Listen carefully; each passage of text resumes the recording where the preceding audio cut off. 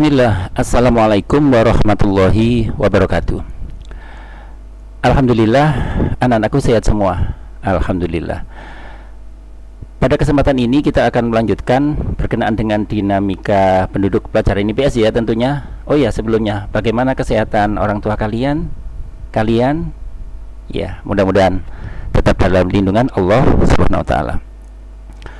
Melanjutkan materi sebelumnya, kemarin kita membahas berkenaan dengan dinamika penduduk di wilayah seputar benua Asia yang memfokuskan tiap-tiap kelompok untuk memilih sebuah negara yang dikaji atau dipresentasikan yang materinya dalam bentuk umum. Kali ini kita akan fokus berkenaan dengan dinamika penduduk di benua-benua di wilayah di wilayah dunia, insya Allah seperti itu.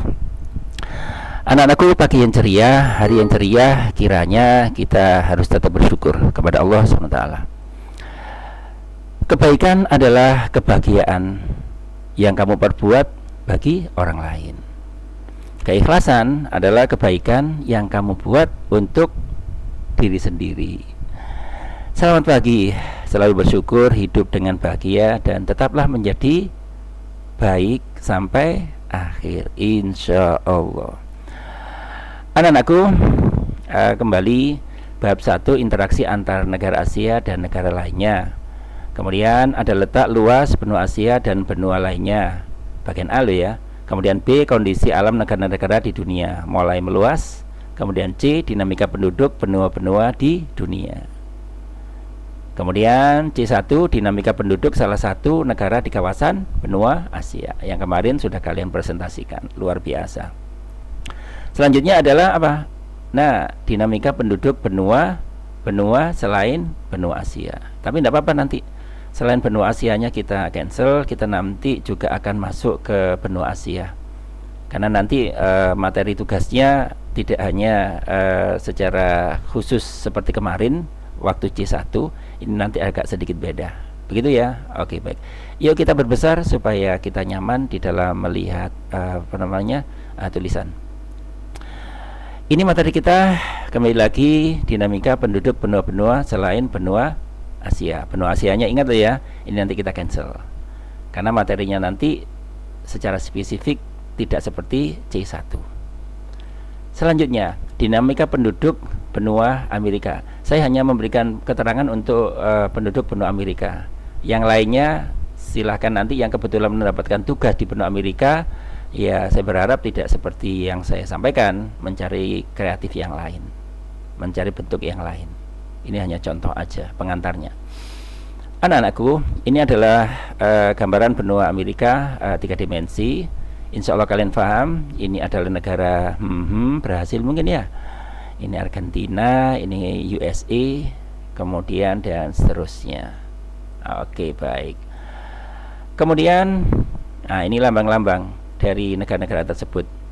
Ada Amerika Serikat dan seterusnya, ada Chili, kemudian ada Argentina, Guyana, Ekuador, Venezuela dan seterusnya.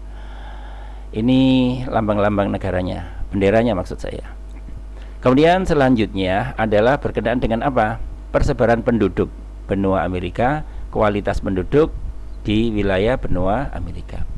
Persebaran penduduk, kalau kita perhatikan benua Amerika di bagian tengah ini atau pinggir-pinggir ini adalah wilayah pegunungan. Yang jelas ini adalah wilayah tinggi di dataran benua Amerika. Hijau-hijau adalah wilayah dataran rendah, kemudian hijau yang bergaris adalah sungai. Seperti itu. Seperti halnya kebiasaan manusia yang menginginkan sebuah kenikmatan, maka persebaran penduduk benua Amerika itu berada di tepi-tepi benua. Karena berhadapan dengan pantai sehingga dia bisa leluasa untuk beraktivitas secara ekonomi. Seandainya memang dia di tengah benua, itu berarti ada yang menjadi daya tariknya. Bisa sungai, bisa lembah dan sebagainya. Kemudian kualitas penduduk. Kalian nanti bisa melihat atau mencari mana negara yang dominasi penduduknya beraktivitas di sektor apa? Jasa atau industri. Kalau sudah berada di sektor jasa dan industri kebanyakan penduduknya, maka bisa dikatakan dia adalah negara maju. Seperti itu. Oke, baik. Juga bisa dilihat indikator dari apa?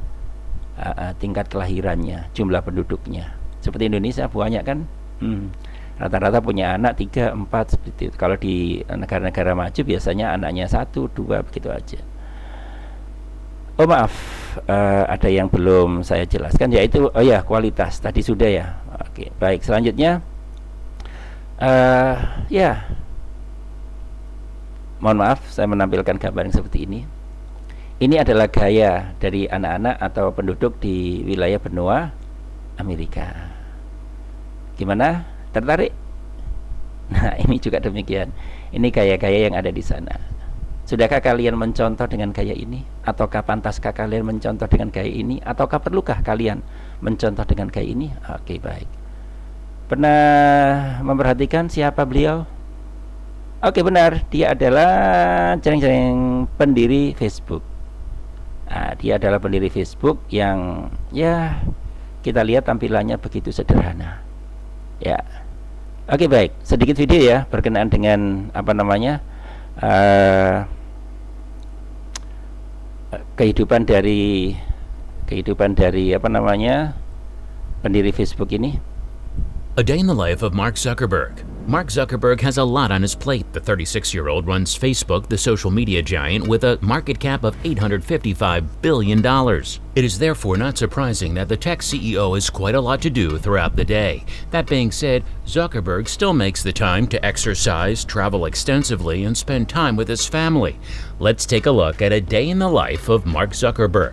Welcome back to our channel. If you haven't already, make sure you hit the subscribe button, ring the bell, and get notified every time we upload a new video. Depending on how you look at it, Facebook co-founder and CEO Mark Zuckerberg either has a zero work-life balance or he's actually pretty good at it. After waking up at 8 a.m., the Facebook founder immediately checks Facebook, Facebook Messenger, and WhatsApp on his phone. He told Jerry Seinfeld in a Facebook Live Q&A. Out of the bed, you go to the bathroom. Oh, I don't. No, the first thing I do is look at my phone. Oh, you look at the phone first. Yes. Okay, that's interesting. Yeah. I do that too. I look at Facebook. Right. To see what's going on in the world. Right. Right. And I check my messages. I look at Messenger and WhatsApp. Once he's gotten his morning updates, it's time to work out. Zuckerberg typically exercises about 3 times a week. Sometimes he brings his dog Beast along. The tech CEO says running with his pet has the